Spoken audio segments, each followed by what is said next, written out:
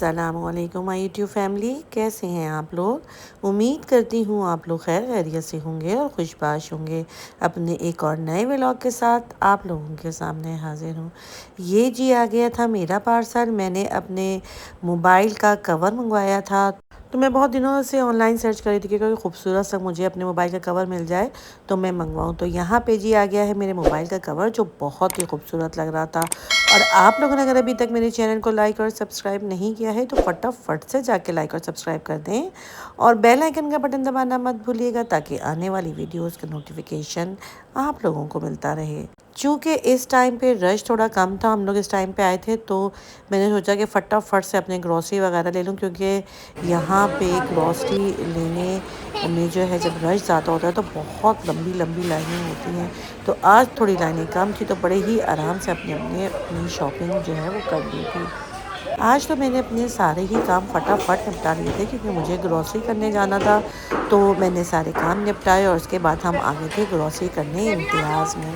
और इम्तियाज़ में तो हर तरफ चहल पहल सी थी, क्योंकि 14 अगस्त करीब थी और सारी जगहों में 14 अगस्त के ड्रेसेस वगैरह नज़र आ रहे थे। और वाइट और ग्रीन कलर की टी शर्ट्स वगैरह भी थी, जो 14 अगस्त के लिए इन लोगों ने ख़ास तौर पे यहाँ पे लगाई थी, ताकि बच्चे वगैरह ये सब ख़रीद सकें। और आज मैंने इम्तियाज़ की वीडियो जो है वो भी बड़ी तफसील से बना ली थी, क्योंकि हमेशा जब आते हैं तो इतना ज़्यादा रश होता है कि वीडियो बनाना बहुत ही मुश्किल होता है। तो साथ ही साथ मैं शॉपिंग भी करती जाऊंगी और आप लोगों के लिए वीडियो भी बनाती जाऊंगी, क्योंकि इम्तियाज़ में वैसे भी अलाउ नहीं है कि वीडियो वगैरह बनाई जाए। मगर इस वक्त चूँकि काफ़ी सारी चीज़ें थी और 14 अगस्त के हवाले से भी काफ़ी सारी चीज़ें थी, तो फिर मैंने सोचा कि मैं आप लोगों के लिए ज़रा तफसीली से वीडियो बना लूँ। और बर्तनों के कॉर्नर की तरफ तो इतने अच्छे और ख़ूबसूरत न्यू स्टाइल के सारी क्रॉकरी आई थी, जो देखने में भी बहुत ज़्यादा खूबसूरत लग रही थी।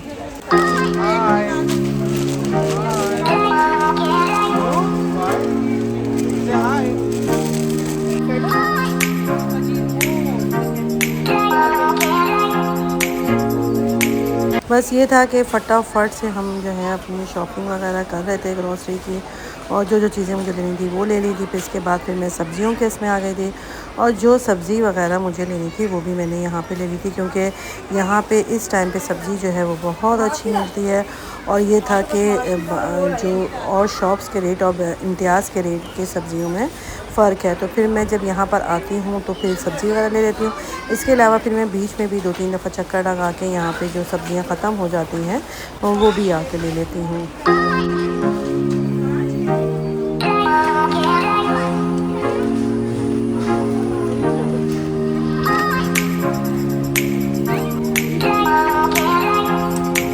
और जी यहाँ पे हमारा काम तकरीबन ख़त्म हो चुका था। जो फ्रोज़न वाली चीज़ें लेनी थी, बटर वगैरह लेना था, वो सब भी ले लिया था। तकरीबन सारे ही चीज़ें हमने जब ख़रीद ली तो उसके बाद अब हम आ गए थे बिलिंग कराने के लिए।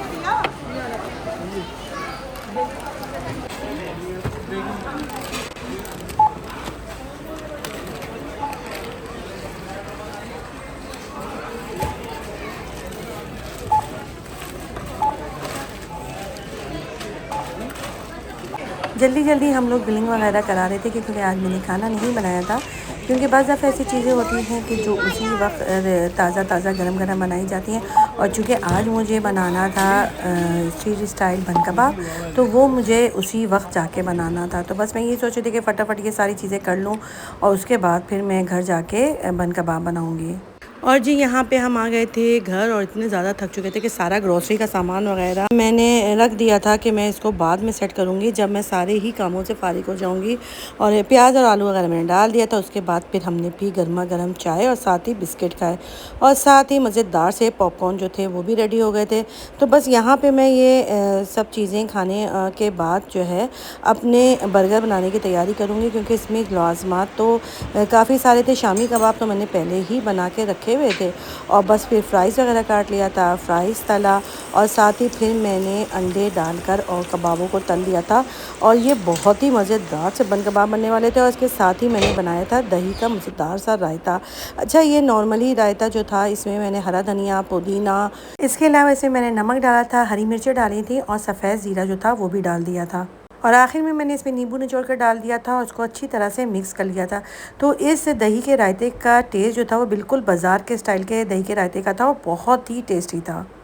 बन में मैंने मायो लगा दिया था, केचप लगा दिया था, साथ ही सॉस जो मैंने बनाया था वो भी लगा दिया था और उसके साथ ही मैंने लेट्स जो काटे थे वो भी रख दिया था और साथ ही प्याज जो थी बारीक बारीक वो काट ली थी और साथ ही खीरा जो था वो भी काट लिया था। बस मज़ेदार सा मेरा जो स्ट्रीट स्टाइल बन कबाब जो है वो रेडी हो जाएगा। और आज इन बच्चों को तो ये बन कबाब खा के बहुत ही मज़े आने वाला था और जब इन्होंने ये खाया तो उन्होंने कहा वाह, बहुत ही मज़े का बना था। और ये जी है अगला दिन और बस बहुत ज़्यादा क्रेविंग हो रही थी चाट और गोलगप्पे की। और यहाँ का है ही इतना टेस्टी कि हर कुछ दिनों के बाद दिल चाहता है कि यहाँ पे आके चाट और गोलगप्पे वगैरह खाए जाए। तो हम लोग आ गए थे सिप्स सेंस में और यहाँ पे हम सब बैठ गए थे और वो वेटर का वेट कर रहे थे कि जब वो आए तो हम लोग ऑर्डर दें। और सभी का इरादा था कि आज जो है वो शवारमा वगैरह भी खाया जाए और मैंने सोचा था कि बराबर में ही जो है वो फ़ालूदा मटका फ़ालूदा है तो वो भी मैं ज़रूर ट्राई करूँगी। तो गोलगप्पे वगैरह और मेरी चाट तो आ गई थी, फिर हमने बहुत ही मज़े से खाया और नो डाउट कि बहुत ही मज़ेदार सी ये चाट थी। और ये खा के तो पेट इतना ज़्यादा भर चुका था मगर मैंने कहा मैं ज़रूर फ़ालूदा जो है वो भी ट्राई करूँगी। तो फिर मैंने बराबर से जो है वो मटका फ़ालूदा मंगवा लिया था और इसकी प्रेजेंटेशन तो बहुत ही ज़बरदस्त थी कि देखने ही में मज़ा आ रहा था।